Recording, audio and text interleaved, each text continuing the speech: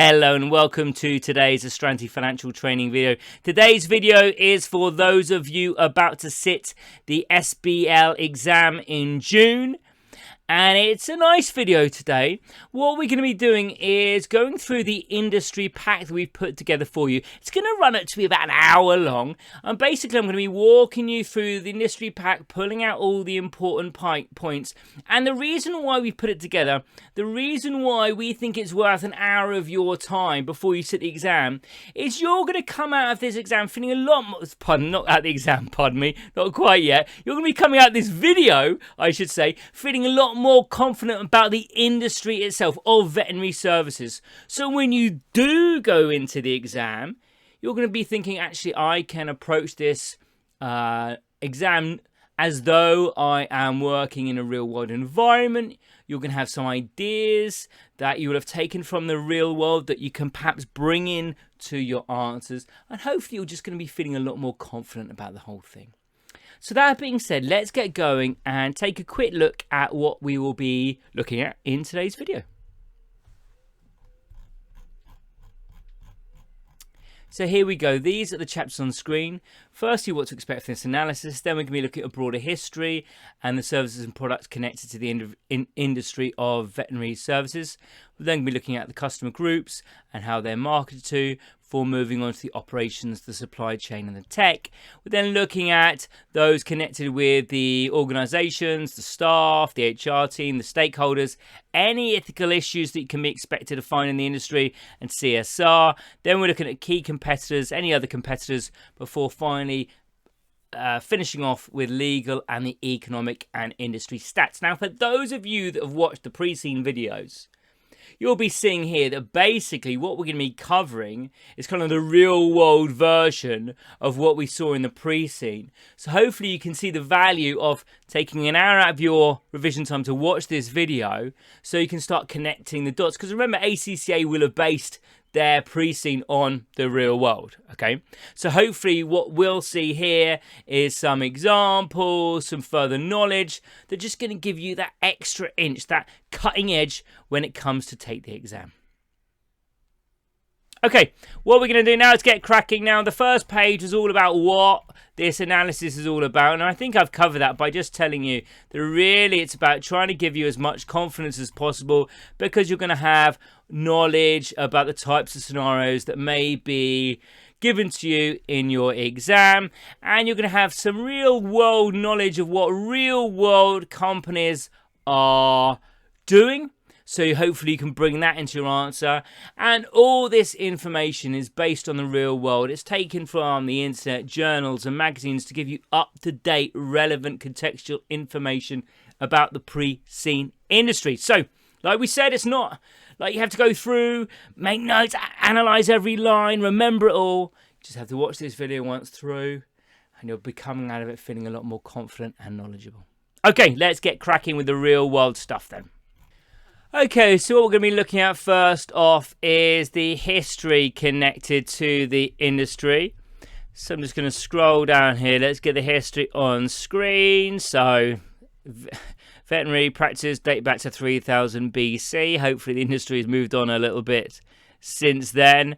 The early veterinarians from Mesopotamia focused on the care and the treatment of livestock of animals, which of course when kind of farming was beginning to originate it. But the industry that we would kind of recognize began to take shape in the 18th century in France, and then that began to grow throughout the industrial era through the 19th century. And by the 20th century, the focus began to include companion animals, and that was because of the changing attitudes that were happening through society, so that they started looking after their pets, most likely in Britain, of course, the dog.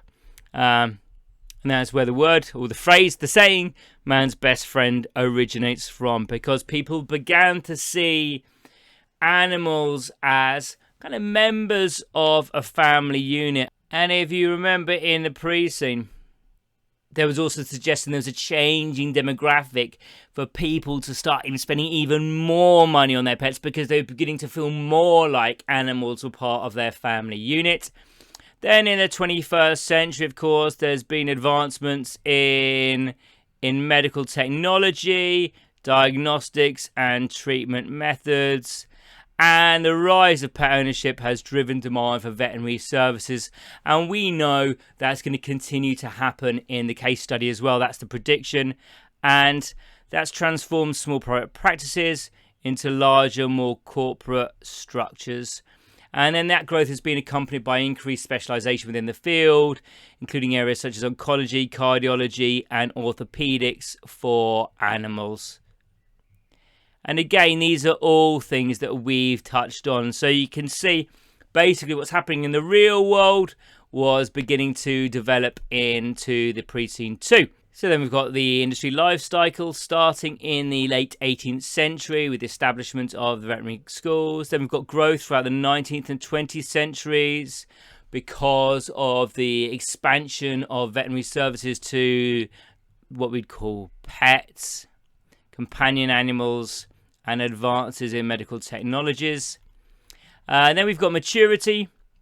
So by the late 20th century, the veterinary industry had matured, characterized by stable growth and the specialized services that we've talked about, reflecting established practices and well-integrated market presence. And then decline, ? Well, there's no sign of decline in the real-world veterinary industry.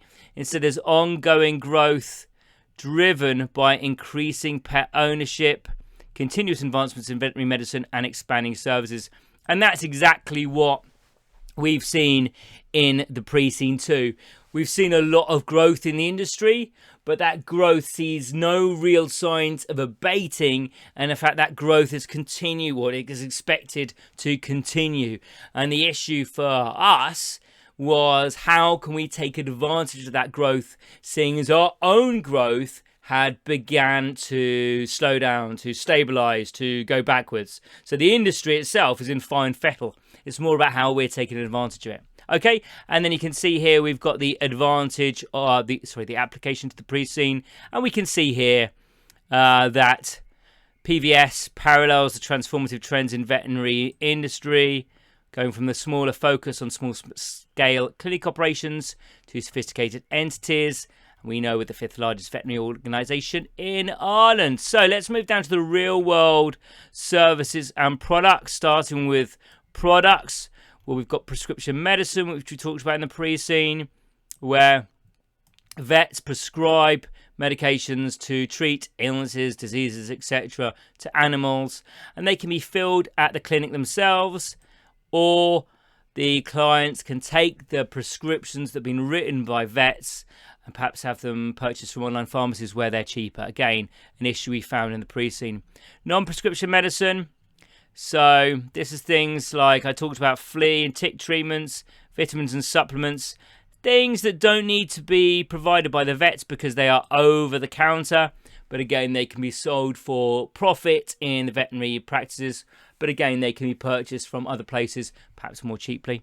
Then we've got pet food, which is again mentioned in the Praecene. Vets, they've got different ones. But normally you see specialised pet food options, and I think that's what they said that they sold at PVS. These specialised pet food are for different life stages and dietary needs. Now here we've got a variety of standard. They are normally of a higher quality than we would see in supermarkets like Whiskas or Felix and things like that. Then we've got pet accessories. So you often see vets selling things like cages to bring your wild animals to the vets in, toys, grooming tools, things like brushes, and bedding, dog beds, etc., etc. Pet hygiene products, so things like shampoos, conditioners, dental care products, and ear cleaners. Well, I must say they certainly aren't for cats, because I think if I tried to clean Primrose's ears, I would be clawed within an inch of my life. So other people must have much better behaved pets than I do. But again, we've got a wide range of products here. Again, this may be not something that was mentioned in the Praecene, I don't remember seeing.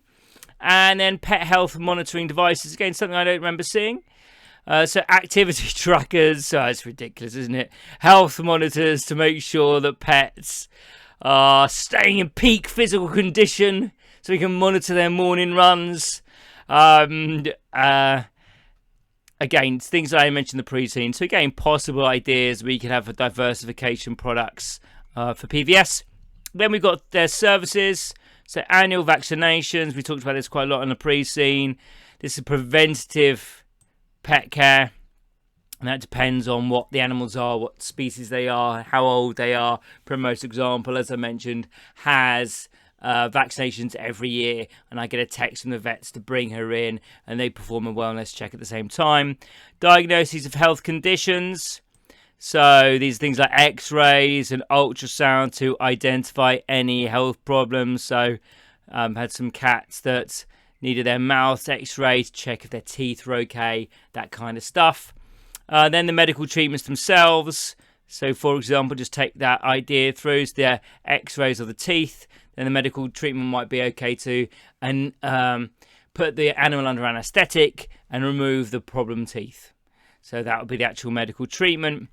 Then we've got routine surgical operations such as spaying, neutering, and dental extractions. So spaying and neutering just to make sure the animals can't breathe. And then we've got referral services, which was something we mentioned. So these are the more complex surgeries. Pets may be referred to specialists who have got the appropriate equipment and expertise. Now in PVS's case, you remember they referred from smaller clinics to the larger clinics that had these bigger equipments. Pet care guidance. So they just let you know how to look after your pet in the best way possible to make sure that they stay healthy.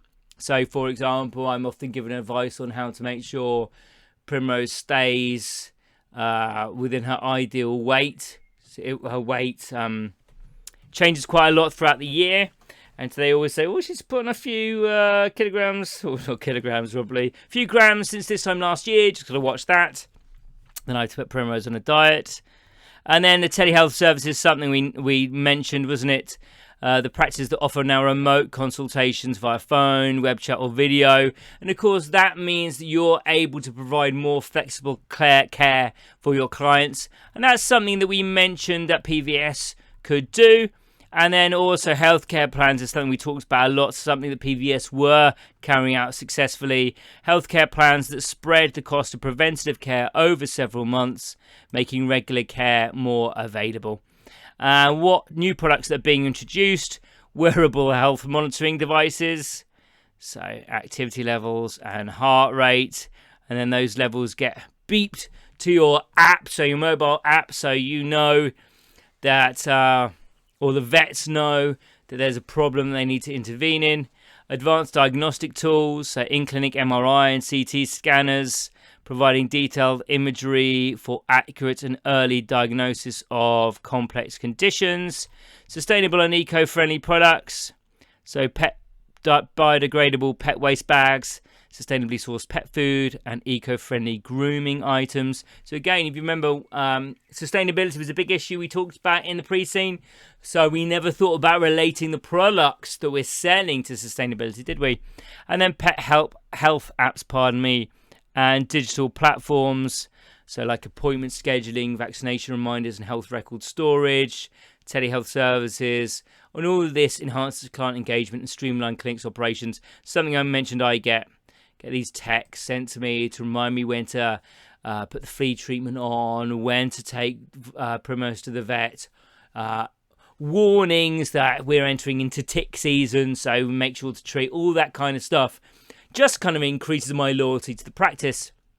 And then new services being introduced, telehealth and remote consultations, something we've just touched on, just makes it more flexible for the clients.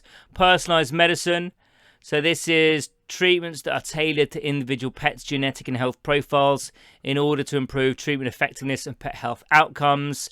This includes custom companion medications and specific diet plans. It sounds to me like pets are being treated better than humans, because that sounds like something I would like, let alone Primrose. And mobile veterinary services. Veterinarians travel to clients' homes for routine checkups, vaccinations, and minor treatments. Mobile clinics provide high-quality care in comfortable environment for pets and owners. So there we go. We can scroll down now there to our final new service, which is holistic and alternative therapies.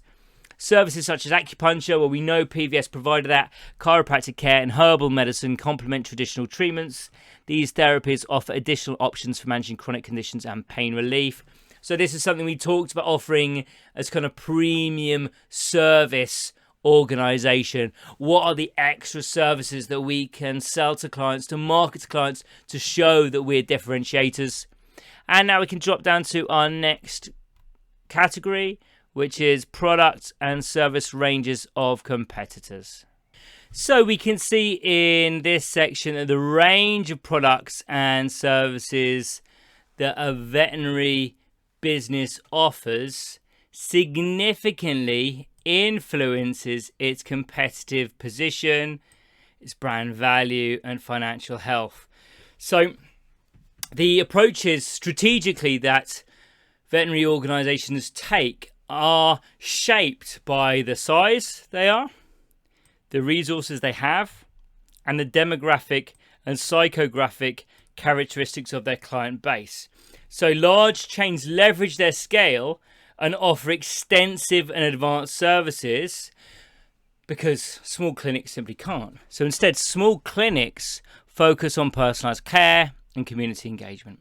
Okay, so we can see if that relates to us. We're a large veterinary chain, so we should be offering the extensive and advanced services. And obviously that's something we were kind of famous for, the extra therapies, the advanced practices that we offered. Okay, let's scroll down now to look at large veterinary chains. So they offer the full spectrum of health services, all the things we've been talking about, basically. And then their clinics also have larger retail sections. So they have kind of all the products and services that we've just been talking about. So the prescription, the non-prescription medications, the specialty pet food, the health monitoring devices, etc., etc. They invest in the latest tech and offer premium membership programs. And as we've said throughout the pre-seen videos, this really encourages long-term client relationships. And then the smaller and independent clinics, well, they focus on personalized customer service, building strong relationships with pet owners with a focus on essential health services, So the things I've talked about for Primrose, the routine checkups, the vaccinations, and the common surgeries. And maybe there's also community-orientated programs like pet health education workshops and local pet adoption events. And these all enhance their community presence and promote the responsible pet ownership. Okay, so we can see there that maybe we relate this back to PVS very quickly. And I don't want to do this all the way through the video because this is a real world thing. But I kind of get the feeling, apart from the advanced offerings, the PVS was sort of still a kind of small-time practitioner who wasn't really leveraging its scale enough. Okay, product trends. Sustainability. So this is something we saw in the pre-scene. There was a big trend towards sustainability. In the pre-scene, it came from kind of negative press in the human healthcare scene. So we have already talked about eco-friendly products, which is something that wasn't mentioned in the pre-scene. And sustainable operations, so reducing plastic use, energy efficient lighting, and installing water conservation systems in their clinics. And then down to digitalization, which is obviously a hot topic in the pre-scene too. Technology advancements are enhancing the client experience and opening new revenue streams for veterinary practices. So digital health records, so practices can share their information between clinics really easily. Telehealth services, something we've talked about quite a lot. And the mobile apps, meaning that clients can schedule really easily, get updates, etc., etc. Again, something we've talked about a lot. Another trend is personalization. So customized healthcare plans. So these are tailored to meet the needs of the specific individual pets based on their profiles and their lifestyle. Sorry for laughing, but just talking about pets' lifestyle, like they might be smoking 40 a day, so they need to lay off the cigarettes. Just reminds me very much of human healthcare. And it's very much kind of echoing the advancements that human healthcare has made over the last few decades. It's kind of filtering down. And I suppose that kind of ties into what we saw in the pre-scene too, that people are willing to spend more money on their pets, think of them even more as family as they used to. And so I suppose it makes sense that the healthcare that we're now expecting for adults, for children as well, for humans, should then kind of trickle down to being for the pets too. Personalized pet products. Something we've already mentioned, custom compounded medications and tailored dietary plans to suit specific health requirements. I used to have to cook fresh or frozen fish. I had to cook up fresh fish for an old cat I used to have. She'd only eat fish.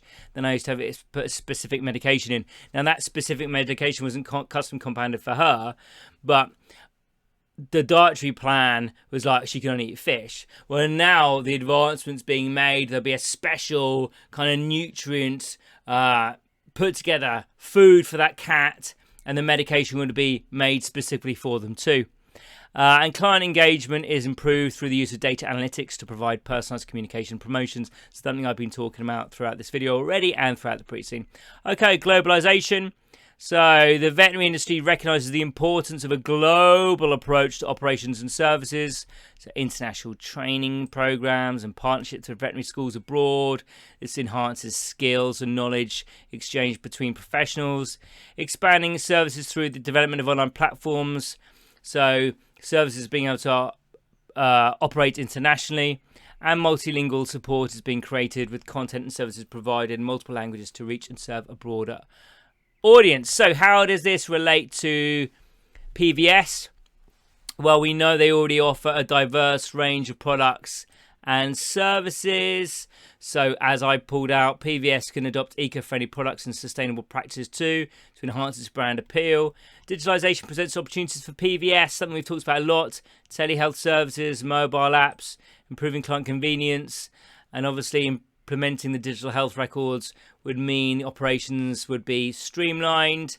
So we know that PVS is well established locally. They can expand online and provide multilingual support to attract a broader client base, leveraging globalization trends to strengthen its market position. So again, lots of things we touched upon in the pre-scene info.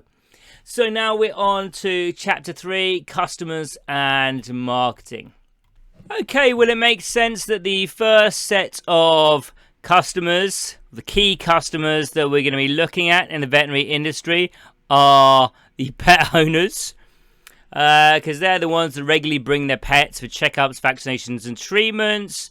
Clients who may not live near the clinic rely on digital services for consultations and online sales of medications, specialty foods and accessories, utilizing telehealth services and purchasing products online. Owners of exotic pets usually seek specialized veterinary care. Again, something that's kind of touched upon in the pre-scene, but never really kind of explored in great detail. Okay, our next group of clients are corporate clients. So they're things or people or groups such as pet food companies, pharmaceuticals, and pet product manufacturers that partner with the clinic for sponsorships, collaborative events, and bulk purchasing agreements. These partnerships enhance the clinic's visibility and provide additional revenue stream. Animal breeders, so these are breeders of dogs and other animals who require often like regular veterinary services for health checks, vaccinations and treatments. So they're often bringing in multiple animals for care, and of course that really contributes to a clinic's revenue, because a human has lots of animals that need to be treated in lots of different ways. Then we've got animal welfare organisations, and they collaborate with clinics for services such as spaying, neutering, vaccinations and general health checkups to rescue animals. They also help promote responsible pet ownership and community welfare. So we often have, as I mentioned in the pre-scene, we've got lots of farm cats near us. And if we see one in trouble or one's ill, we take them to the vets. And they often partnered with the RSPCA, who's a big charity organisation in England for prevention of cruelty to animals, in paying the fees the vets taken on in looking after these animals. Then we've got the pet insurance companies. Now they often partner with the veterinary clinics to provide this comprehensive health plan for pets. And that leads to a steady flow of clients who are referred by the insurance company and enhance the clinic's reputation for reliable care. Then we've got veterinary schools and research institutions. They collaborate with clinics, or they can collaborate with clinics for practical training, internships and research projects. These partnerships can provide additional revenue and again enhance the clinic's credibility and expertise. Then we've got government and municipal agencies. So they may need veterinary services for community health programs, animal control and public health initiatives. And these collaborations can lead to contracts and steady businesses for public sector projects. And then we've got community groups and pet clubs. So they engage with the veterinary practices in educational workshops, health camps and pet events. And again, by doing this, the vets are building community relationships and promoting their services. Okay, let's move down now to the final group of customers, which are pet groomers and pet sitters. Now, they often refer clients to veterinary clinics for health checkups and treatments. And so if a veterinary practice has strong relationships with these customers, it can lead to mutual referrals and increased business. Okay, so that's our customer groups. Let's look at changing demands. Now, what we're seeing from modern pet owners is comprehensive care experience. That includes preventive health measures, wellness programs, holistic treatments, acupuncture and nutritional counseling. And so this is all about valuing a proactive approach in order to make sure your pet is healthy, rather than just taking a pet to a vet when it's ill. So this is trying to maintain a healthy lifestyle rather than being responsive to an illness. Another thing is convenience and accessibility. So we're looking at extended clinic hours, home visits and mobile veterinary services. And they also expect easy online appointment scheduling and follow-ups. Personalised care, something we've talked about a lot in this video already. Tailored to the individual needs of pets. So customised vaccination schedules, dietary plans and specific treatments based on genetic and lifestyle factors.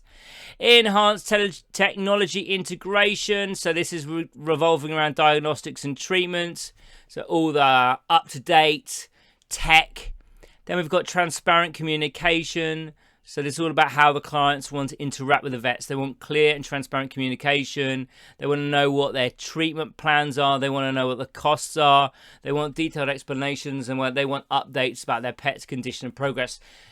It's all about how the relationship with the pet is so much deeper than perhaps it was seen to be, 40 years ago, when you just don't want to take the animals to the vet and forget about them. You want to be told what's happening. You want to be kept in the loop. And of course, we've got technology to enable that to happen now. Okay. Pet-friendly environments. So a comfortable and stress-free environment. So separate waiting areas for different species, quiet examination rooms and calming aids for anxious pets. So, for example, I take Primrose to a vet. There should be a separate cat and dog waiting area, but there's always a dog in the cat waiting area. Now, that causes Primrose stress, which in turn causes me stress. And obviously, it was something I really value, not having to be put through that stress if I go to a vet. Community engagement and education. So pet owners value clinics that engage with the local community through workshops, pet health seminars and collaboration. They want to be seeing a vet kind of promoting responsible pet ownership and animal welfare. And they also want to see veterinary practices adopting environmentally friendly practices, all the things we talked about, eco-friendly products, efficient operations, that kind of stuff, and comprehensive health services. So you don't want to have to go to different vets practices. You don't want to have to traipse your pet around town or cross country. Really, clients are expecting a wide range of services under one roof. So how does this relate to the pre-scene? Well, we can see that PVS relates to a diverse customer segment group. And we see that local pet owners are going to be crucial, being our number one kind of clientele. They're going to be frequently visiting the town centre clinics for regular checkups and treatments. And they're the ones going to be providing consistent revenue. Remote clients utilise digital platforms, telehealth is something we've talked about a lot, expanding PVS's reach beyond its immediate area if it decided to use them. And we've got corporate clients. PVS's strong relationship with Ireland Vet Supplies Limited ensures efficient product offerings. So PVS has to address these varied customer needs. So PVS is able to enhance service offerings, strengthen client relationships, and maintain a stable revenue base just by looking at these customer groups and addressing what they need. Okay, let's move down now to the next section, which is marketing. So firstly, we're going to look at the 4 Ps, the marketing mix. Firstly, the product. So the product is, of course, the entire pet care experience, everything we've talked about so far, all the range of services that we've talked about so far.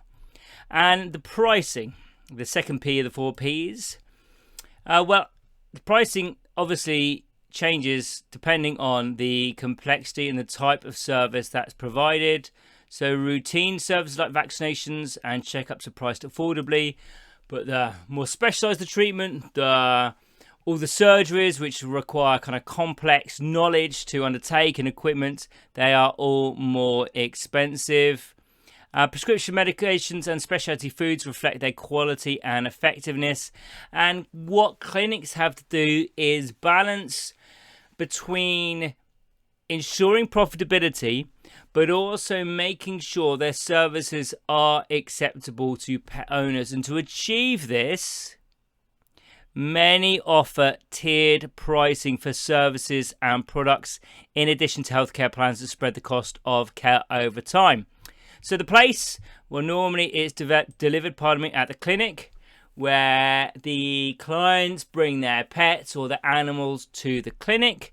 But we've seen there's a growing demand in the changing demographic of veterinary clients that more people expect kind of a mobile veterinary services and telehealth consultations, and that allows for more flexibility.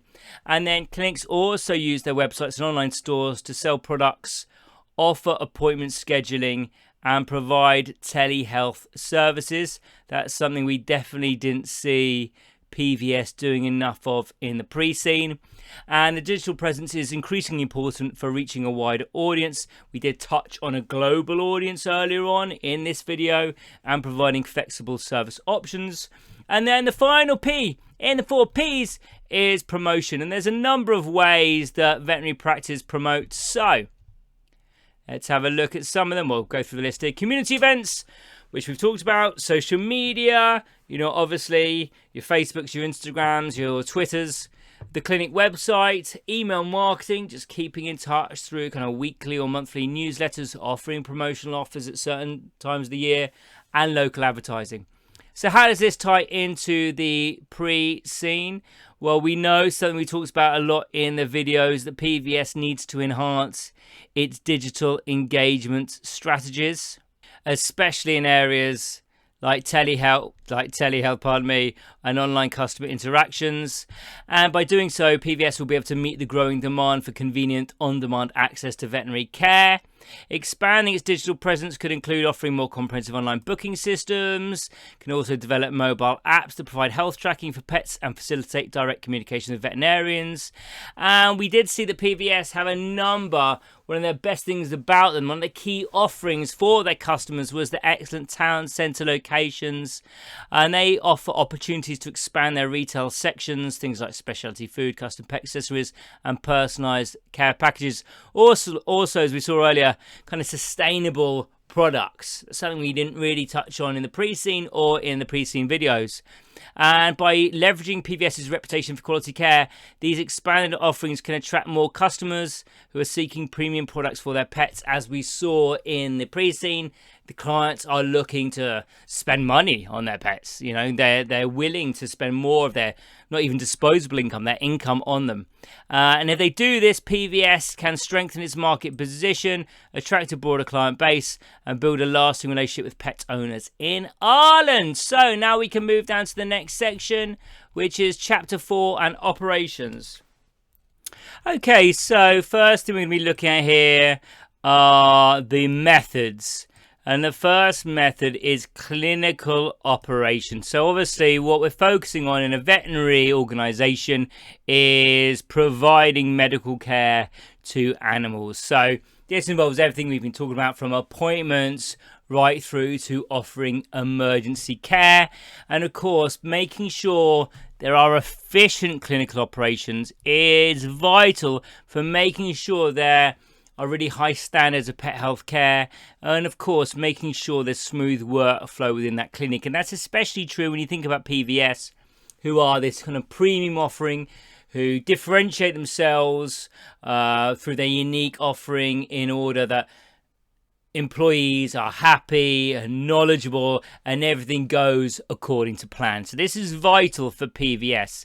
Secondly, we've got client management and communication, and of course that's crucial when you're handling appointments, keeping medical records, charging, and of course communicating with the clients.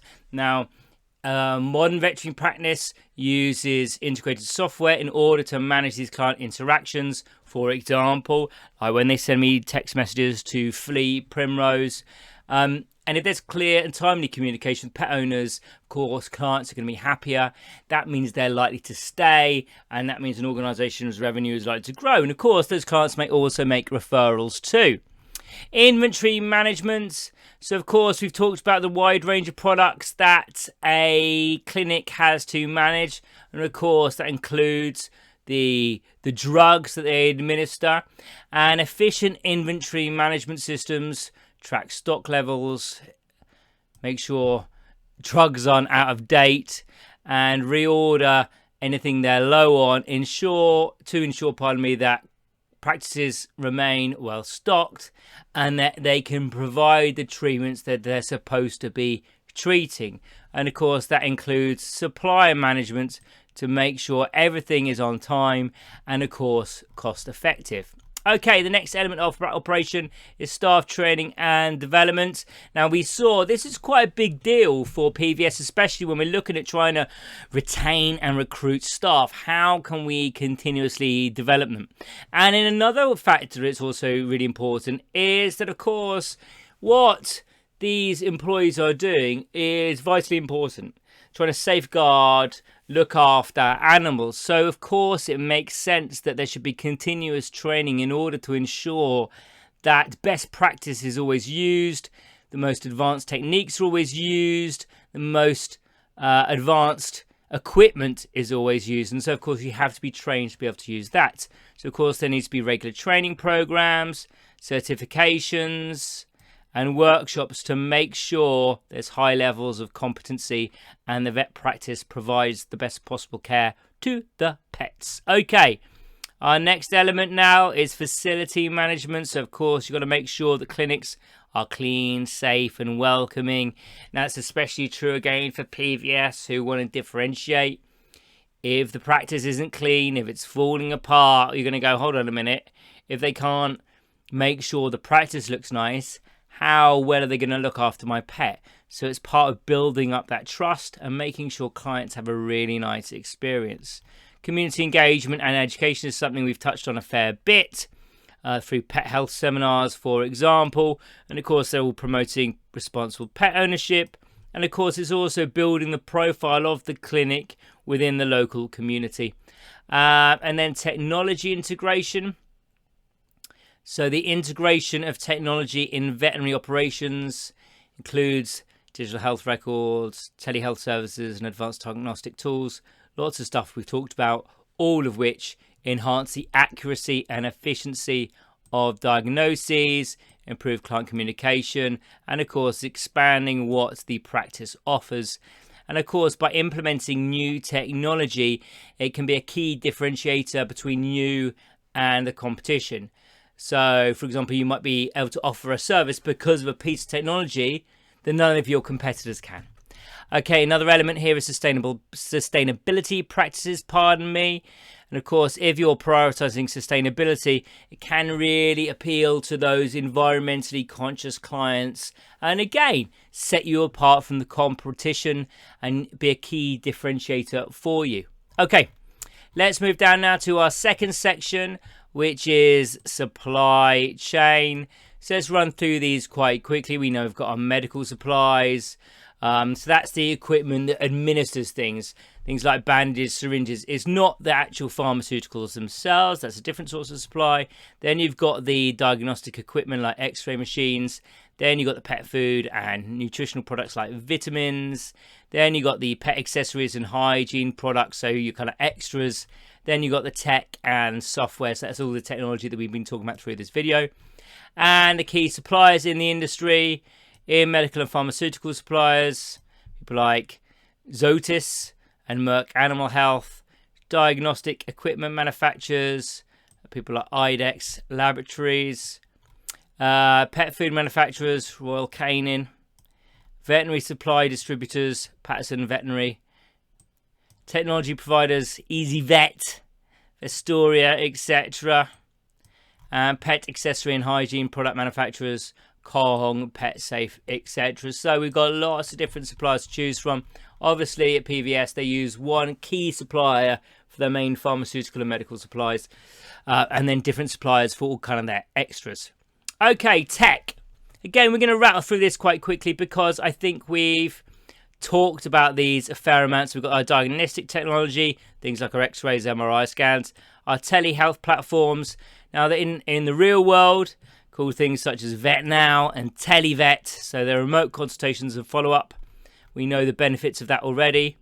The practice management software, so that's things like EasyVet and IDEX Cornerstone. They're all about streamlining the operations of a clinic. You've got AI and machine learning, and they're used to predict health issues, and they're the things that help create these personalized treatment plans. Then we've got blockchain. So blockchain technology ensures secure and transparent management of veterinary medical records, enhancing data integrity and accessibility, and customer engagement platforms. Apps like PaWTrack and PetDesk engage clients by offering easy access clinic services, health records, and educational content. And then with that internal systems, got your ERP. So that brings all elements of the operation together, from planning to purchasing, etc. You've got your CRM, your customer relationship management software. So that's all about managing your interactions with your clients and improving that interaction. And then you've got your finance and accounting software. So these are all the things that are going to manage the client finances, from payroll to budgeting and financial reporting. Okay, and then our final thing is inventory management systems. So this is all the things that manage the supplies and pet products like we've just mentioned. Then we might have things like online issues, operations. So we've got to make sure that our website's up and running and selling products and taking appointments and providing health information and telling clients when they're open and where they are and all those kind of things. And of course, with all this, well, with this digital transformation, I suspect we're hoping to undertake at PVS, cybersecurity. So we've got to make sure that we protect the data of our clients' personal info and their financial transactions. We do not want to leave them vulnerable. Okay, then we've got our social media. So obviously it's a really good way for businesses, including vets, to directly, speak to and communicate and engage with their clients. And that can be locally or globally, and it can provide all kinds of educational content or business content, whatever you think is going to be interesting to generate a relationship with those that follow you. And they can be used for, as we all know, promo campaigns, brand building, and client communication. Okay, so I think what we would have noticed as we went through there is these are the areas that perhaps most need the most urgent attention for PVS. We know there's been little innovation in recent years. We know, I mentioned already, they source all their medication supplies from that main wholesaler. Got big, long standing relationships with. And we also know that it's falling behind in its use of technology. So we've got lots of ideas there about how it could actually innovate and move forward. Okay, down to chapter 5, stakeholders and CSR. Okay, so our first element of stakeholders is CSR. Going to get my acronyms all muddled up at this point in the video. So we're firstly going to look at staff and human resources. So obviously we've got key staff, veterinarians, veterinary nurses, animal care assistants. Now, I think we're aware the vets are those that give the primary care to the pets, the ones that carry out the diagnoses. The veterinary nurses assist with those procedures, and they provide nursing care to those animals that are kind of staying overnight, for example. And then you've got the animal care assistants. They're the support staff who prepare the equipment, perhaps restrain any animals during examinations. Sometimes we need 2 or 3 animal care assistants to hold my cat Primrose down, and just of course to make sure the clinic is clean. Then you've got your admin staff, your clinic managers. They oversee the day-to-day operations of each clinic, and the human resources, and they're the ones that are responsible for recruiting, managing and supporting the workforce, making sure that no one's falling foul of any employment laws, and making sure that staff are well looked after. Then you've got the finance team, accountants, etc., and the legal team, making sure you don't fall foul of any veterinary regulations and health and safety laws, handling the contracts, and of course mitigating the legal risks. Then we've got marketing commercial, the marketing team, so promoting the practices, creating the content, engaging the clients. The commercial team, who are focusing on the business development, forming partnerships and trying to generate revenue. And customer service representatives, they're the ones managing the client communications, the appointment bookings and service inquiries, making sure all clients feel really positive about their experience and engagement with the organisation. Then we've got operations, so we've got our facilities management.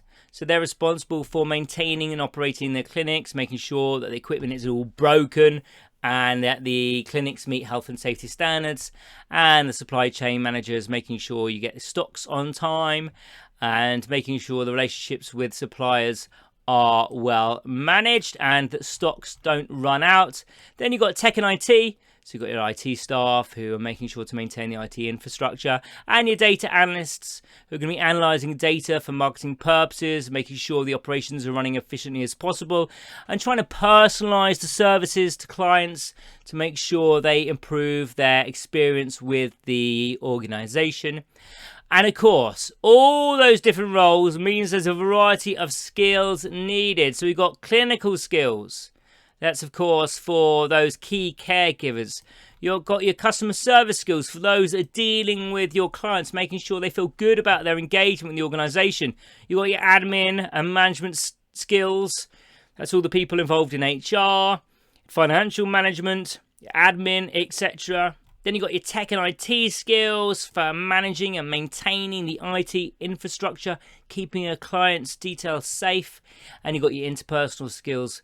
And that's for everyone, making sure that people can work effectively together, making sure they engage their clients and resolve any conflicts easily and with the least amount of friction.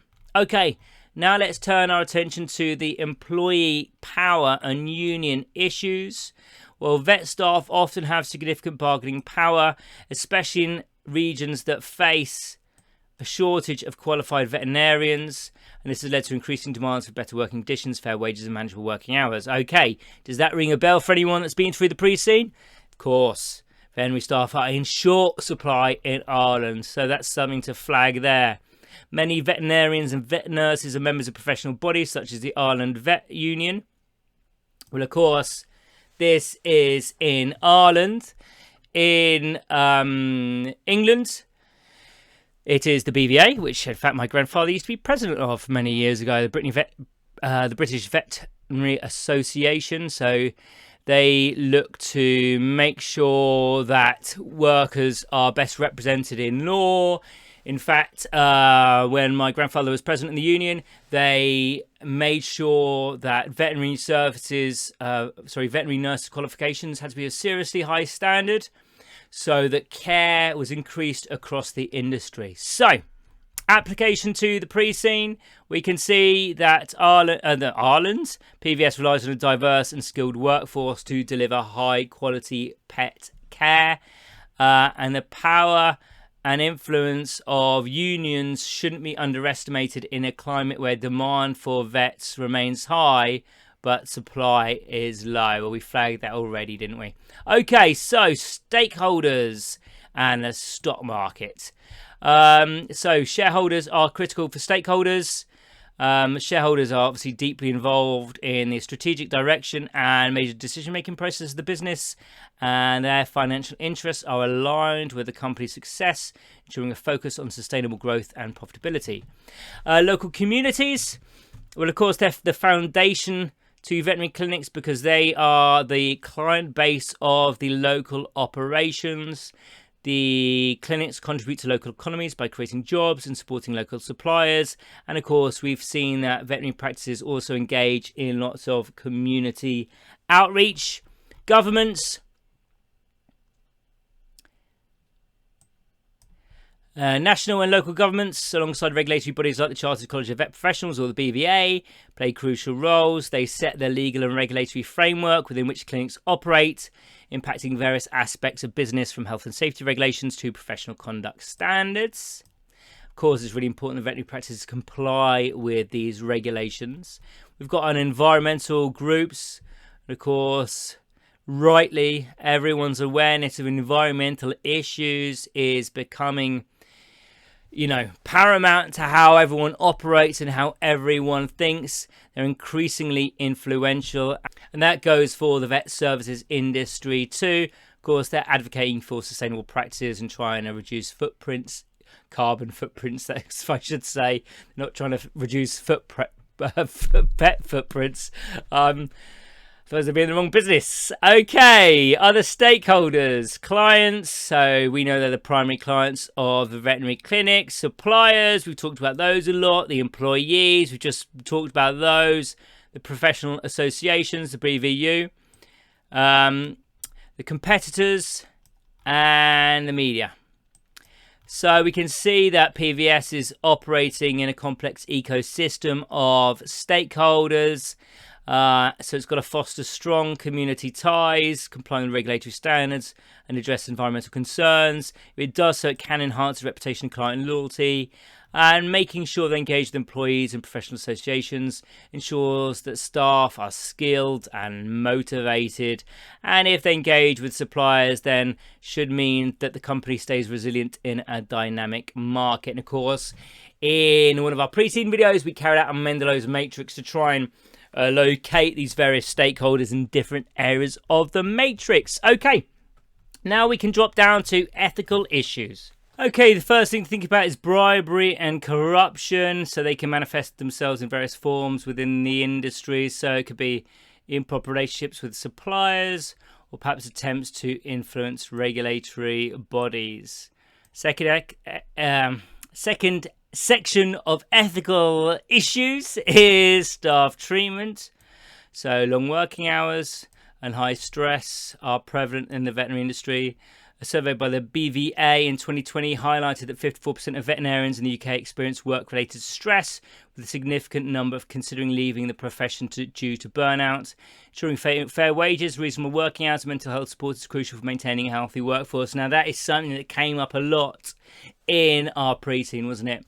And tied into the level of care that vets were able to give. That ties into our strategy of being a differentiator, of offering the best service. So it's a really key point for us, this one. The next element is confidentiality. So just making sure that patient-client information is safe and secure. And that, of course, means strict data protection measures, making sure no sensitive information is leaked. Environmental concerns. Okay, we've talked about this a fair bit. So waste generation through to energy use. Obviously, it's a hot topic everywhere at the moment, and rightly so, and will continue to be. That's because, as we saw in the pre-scene, veterinary clinics produce significant amounts of medical waste that needs to be disposed of responsibly. And of course, the footprint associated with running multiple clinics is obviously a growing concern, because obviously you've got energy efficiency of clinics times 186 practices. And then we've got social responsibility. Veterinary clinics play a vital role in their communities. We talked a lot about their outreach programs, and if they don't engage in social responsibility, or perhaps neglected their community obligations, it can lead to ethical criticism. So promoting animal welfare, supporting local shelters and providing educational programs are ways veterinary clinics can enhance their social responsibility. Okay, down we go to recent actions and reforms. So this is all in response to the ethical issues that we've just gone through. Enhanced oversight of veterinary practices. So there's more rigorous standards and regular audits being introduced by the RCVS, and initiatives to combat burnout, such as the Merck Animal Health Veterinary Wellbeing Study and the Veterinary Mental Health Support Program by Not One More Vet, provides resources and support to veterinary professionals facing high levels of stress and burnout. So I think we saw how important it was to engage with stakeholders for PVS in this section. And if it can enhance its reputation, foster client loyalty, and ensure sustainable growth in the competitive veterinary services market. Then we can move on to CSR. So the top issues are community engagement, diversity and inclusion, so that's within the workplace, implementing anti-discriminatory policies, environmental sustainability, initiatives to nurture the next generation of vets, perhaps offering internships or animal care, or perhaps establishing mentorship programs to support professionals entering the field and ensure the highest standards of animal welfare. That's a core responsibility of veterinary clinics. And what they should be doing is promoting best practices in veterinary care, providing resources and support for pet owners, and advocating for animal welfare policies. And then we've got a case study here. So this is an example of a veterinary service company engaged in comprehensive CER, Banfield Pet Hospital, which was established in 1955. Launched Banfield Foundation in 2015, improving the well-being of pets and communities. It did so by providing grants to support veterinary care for pets in need, funding pet advocacy and educational programs, and supporting disaster relief efforts.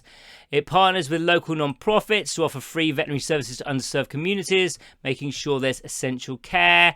They're also committed to environmental sustainability through initiatives to reduce waste, conserve water, and increase energy efficiency in their clinics. And they collaborate with veterinary schools to provide students with hands-on learning experiences and internships, trying to bring through the next generation of vet professionals. So I think we can take inspiration from the CSR we've seen at Banfield by implementing community engagement programs, promoting diversity and inclusion, adopting the practices, supporting youth development, and making sure there are responsible business practices. It will be, this is PVS, can become a socially responsible organisation. And by addressing all of these CSR issues head on, proactively, it can enhance its reputation, increase client loyalty, and ensure there's sustainable growth in this difficult services market. Okay, down now to chapter 6. Okay, so let's have a look at these competitors now. So the first one is the CVS Group, one of the largest integrated veterinary service providers in the UK. They've got 472 veterinary practices, along with labs, crematoria, and an online retail business. Established in 1999, involves equine and farm animals, although originally it's focused on small animal practices, and they've acquired a number of veterinary practices over the years, the laboratories, the crematoria, and it's become a key player in the vet industry, not only in the UK but also internationally. Its strategy is centered around delivering high-quality veterinary care through continuous investment in facilities, technology, and staff development, and it aims to provide a comprehensive range of services supported by state-of-the-art facilities and highly trained veterinary professionals. Sounds quite similar to someone we know. The basis of competitive strength, integrated services, so they give the full spectrum of the services we've been talking about throughout this video. Quality care and innovation. So they're always investing in advanced veterinary tech, and there's high standards of clinical care, and that's what sets them apart from the competition. Again, sounds quite familiar. And client relationships. A strong emphasis on client engagement and community helps CVS build lasting relationships with pet owners. And then it's operations. So it's the full service veterinary provider, routine checkups right through to preventative care. Operates 472 veterinary practices across the UK, also in the Netherlands, the Republic of Ireland, and Australia. And its operations are structured to support both clinical and administrative functions, including veterinary services, client relations, marketing, HR, and finance. And its marketing is a multifaceted approach, engaging with pet owners and promoting its services, so traditional advertising, social media, and community outreach programs. And the marketing efforts of CVS focus on highlighting its commitment to high quality care and fostering strong community ties. Its financial KPIs, revenue.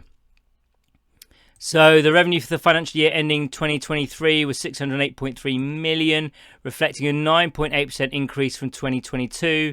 It was driven, this growth was driven by robust like-for-like sales growth of 7.3%, supported by the group's focus on high-quality clinical care and strategic acquisitions. So we can go through here the revenues. We can see the increase from 2022 to 2023, the 554,608,000. The cost of sales increased, and the gross profit has also increased. The operating profit has increased to 62.3 million, and finance expenses also increased. The profit before tax is 53.9. It's a big increase from the year before. So the profit for the year, well, it's gone up a huge amount to 41.9 million from 25.7. So the earnings before interest, taxes, depreciation and amortization increased by 13% to 121.4 million from 107.4 million in 2022. This growth was attributed to the increased revenue and disciplined cost management, along with recognition of research and development expenditure tax credits. Capital expenditure. They invested 45.7 million in capital expenditure during the year, up from 24.5 million in 2022. The investment was directed towards upgrading existing facilities, acquisition, and enhancing clinical equipment to support the group's growth objectives. So its recent activities, include the acquisition of 11 veterinary practices, comprising 16 sites to increase their market presence. And it also entered the Australian veterinary market, acquiring 5 practices post-year end. So we can see the strategy of expanding into new geographical markets, which if you saw some of the pre-seen videos, is something we talked about when we did the Ansoff's matrix for PVS. And there's other competitors too. New competitors. Vet Partners has only been established since 2015. And it's emerged as a competitive force in the UK veterinary market. Leveraging smart acquisitions and a focus on integrating practices under a unified brand, Vet Partners has expanded to over 450 locations, challenging established players in the market. Linnaeus Group, established in 2014, focuses on specialty and referral veterinary services with 180 practices. Linnaeus differentiates itself through advanced medical capabilities and innovative treatments. And recent mergers and acquisitions. Vet Partners' acquisition of Goddard Veterinary Group marks a major consolidation in the UK vet sector, brings over 47 practices into Vet Partners' expanding network, enhancing their presence in London, and its acquisition is expected to streamline operations and provide a broader range of vet services to a larger client base. That should further solidify Vet Partners' position in the market. So what's about competitive strategies and recent failures?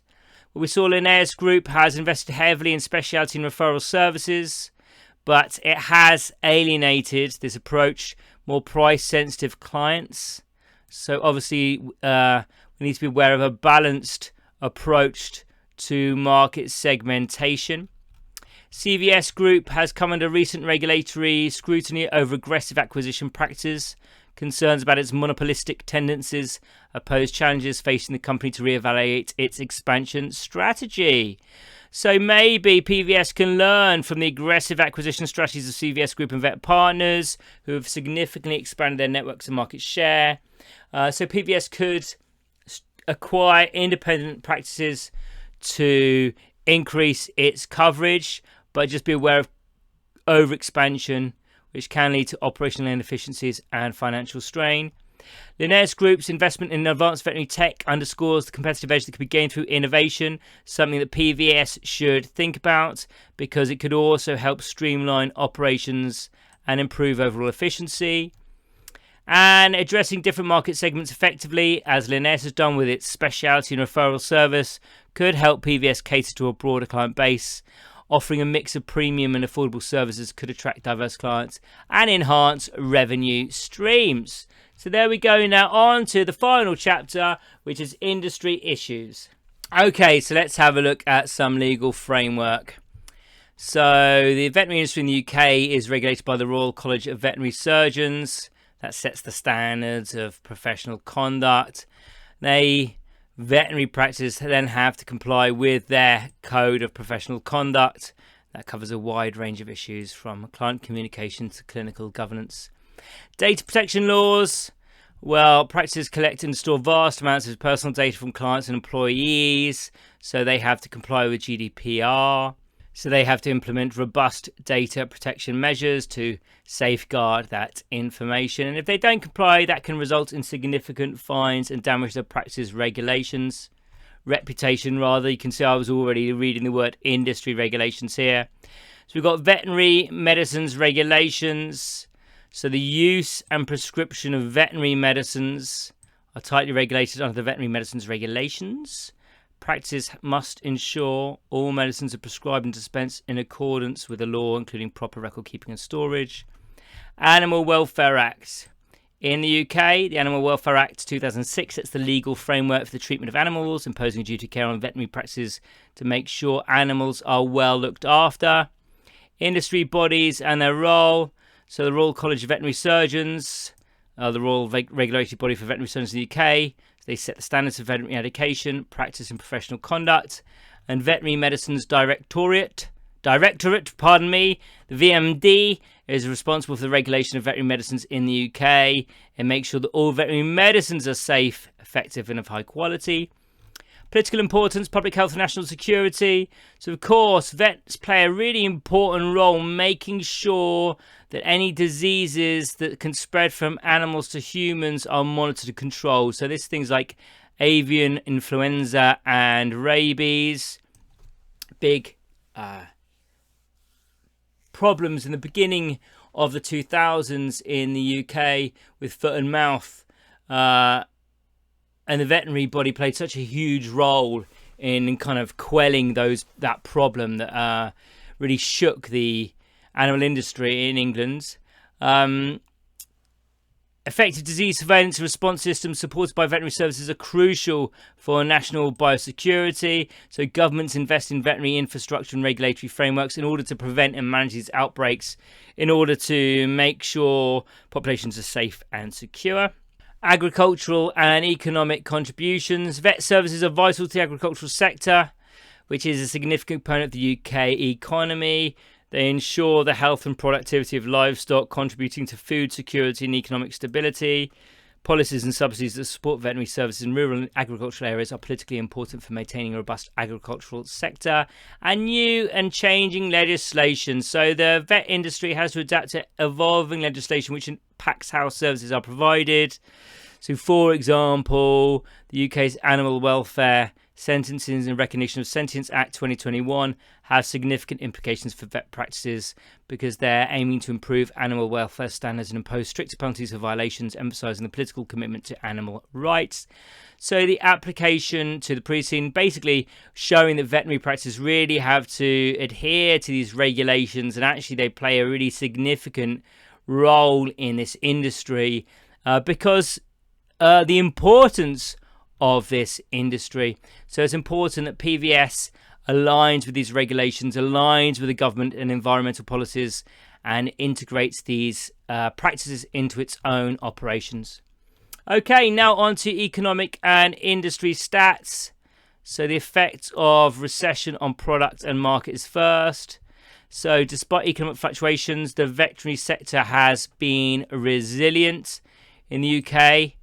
Under COVID-19 pandemic, pet ownership increased and so veterinary services increased.